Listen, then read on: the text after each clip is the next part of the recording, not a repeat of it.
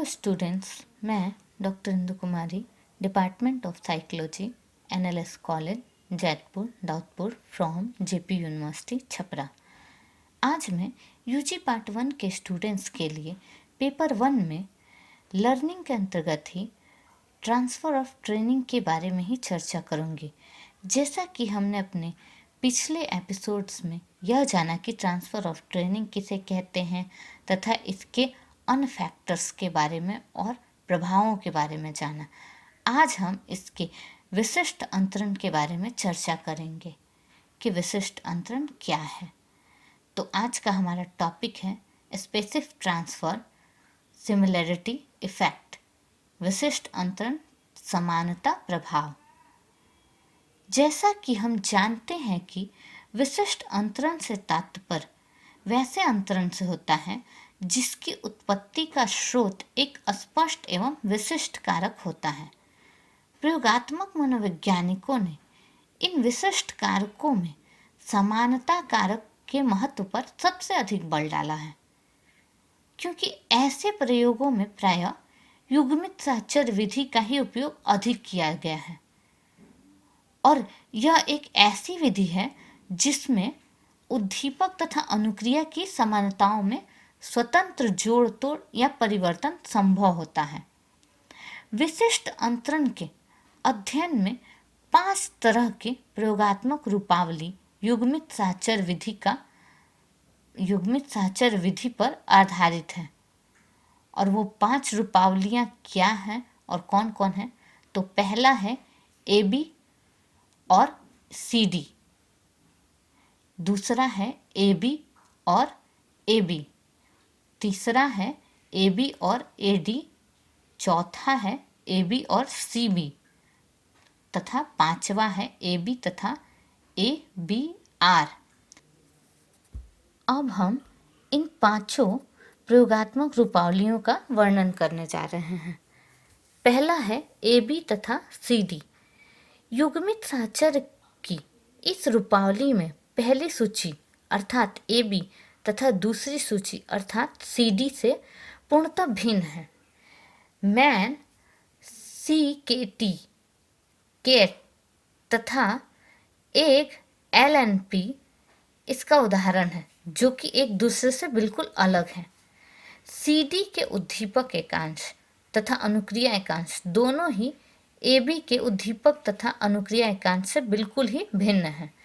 विशिष्ट अंतरण के प्रयोग में AB तथा CD रूपावली का प्रयोग नियंत्रित अवस्था में किया जाता है तथा अविशिष्ट अंतरण के प्रभाव को नियंत्रित करने के लिए किया जाता है। चूँकि इसमें दूसरी सूची पहली सूची से पूर्णतः अलग है, भिन्न है, अतः कोई विशिष्ट अंतरण तो नहीं हो पाता है, परंतु अविशिष्ट अंतरण जैसे सरगर्मी तथा सीखने का अधिगमन आदि से होता है, जिससे नियंत्रित समूह प्रयोगात्मक समूह के तुल्य हो जाता है। इस तरह से दोनों समूह क्या हो जाता है? नियंत्रित और प्रयोगात्मक समूह समान हो जाते हैं। इसी क्रम में हमारा दूसरा पॉइंट है AB तथा AB। युग्मित साहचर्य पर आधारित इस प्रयोगात्मक रूपावली में पहली सूची है AB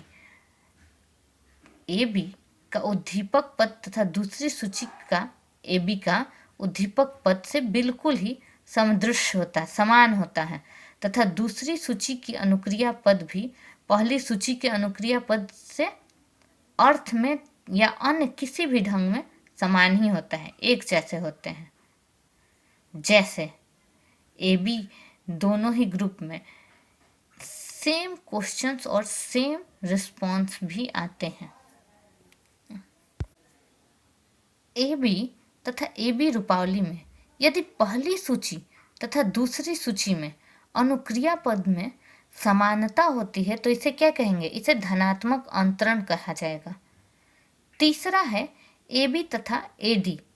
युग्मित साहचर्य पर आधारित इस प्रयोगात्मक रूपावली में पहली सूची का उद्दीपक पद तथा दूसरी सूची का उद्दीपक पद एक समान होता है, परंतु दोनों सूचियों की अनुक्रिया पद जो होते हैं वो अलग अलग होते हैं। इसमें क्या होता है? इसमें उद्दीपक पद सिर्फ समान होता है, जबकि अनुक्रिया पद दोनों के अलग अलग ही रहेंगे। जब प्रयोज प्रथम सूची को सीखकर दूसरी सूची सीखता है तो इस बार उसे पुराने उद्दीपक पदों के साथ नए अनुक्रिया पदों को सहचरित करना पड़ता है, मिलाना पड़ता है, उनके साथ रखना पड़ता है, जिसमें सामान्यतः उसे कठिनाई होती है। नॉर्मल सी बात है, अगर हमें कोई चीज़ सिखाई जाती है जिस वे में, अगर उसमें किसी और चीज़ को जब बाद में इन्वॉल्व किया जाएगा तो हमें स्टार्टिंग में थोड़ा सा प्रॉब्लम आएगा उस चीज़ को उसके साथ इन्वॉल्व होने में। अतः रूपावली से क्या होगा, धनात्मक के बजाय ऋणात्मक अंतरण होगा, और यह एक ऋणात्मक यहाँ पर अंतरण का अध्ययन हो पाता है। चौथा है ए बी तथा बी सी। युग्मित सहचर विधि पर आधारित इस प्रयोगात्मक रूपावली में पहली सूची का अनुक्रिया पद तथा दूसरी सूची का अनुक्रिया पद एक समान होगा। दोनों का जो अनुक्रिया पद है, रिस्पॉन्स जो ये है एकांश, वो समान होंगे, परंतु इन दोनों सूची के उद्दीपक पद जो होंगे वो अलग अलग होंगे, भिन्न होंगे।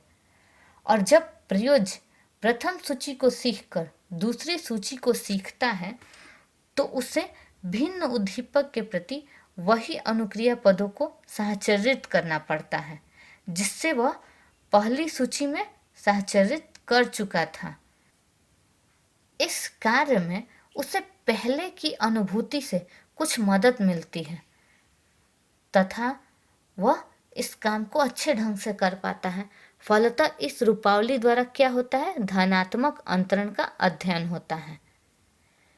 इसी क्रम में हमारा अंतिम पॉइंट है 5वां, ए बी तथा ए बी आर। युग्मित सहचर विधि पर आधारित इस प्रयोगात्मक रूपावली में पहली सूची का उद्दीपक पद तथा अनुक्रिया पद एवं दूसरी सूची के उद्दीपक तथा अनुक्रिया पद के समरूप ही होते हैं, परंतु अंतर इतना होता है दोनों में कि दूसरी सूची के अनुक्रिया पदों को यदाचिच्छिक ढंग से स्थान परिवर्तन दिया जा सकता है, उनके स्थान को बदला जा सकता है और उनको एक जगह से दूसरी जगह बैठाया जा सकता है, परंतु पहली सूची में नहीं। इस रूपावली में दूसरी सूची सीखने में प्रयोज्य को पहली सूची के ही अनुक्रिया पदों को नए उद्दीपक के साथ युग्मित करना होता है, इसलिए उसे प्रथम सूची को सीखने से उत्पन्न अनुभूति से दूसरी सूची को सीखने में बाधा पहुंचती है, और इस तरह से रूपावली से अत्यधिक मात्रा में उसे क्या होता है, ऋणात्मक अंतरण होता है, और यह एक ऋणात्मक अंतरण का उदाहरण हो जाता है। इन सारे रूपावलियों का अध्ययन हमने किया और इससे हमने पाया कि यह स्पष्ट हुआ कि विशिष्ट अंतरण के अध्ययन के लिए कई तरह के प्रयोगात्मक डिज़ाइन विकसित किए गए हैं, और इन सभी डिज़ाइनों का उभयनिष्ठ बिंदु यह है कि ये सभी डिज़ाइनों में युग्मित सहचर विधि का उपयोग किया गया है, और इन्हीं के द्वारा ऋणात्मक और धनात्मक अंतरण का अध्ययन हम कर पाते हैं। आज के लिए इतना ही। धन्यवाद।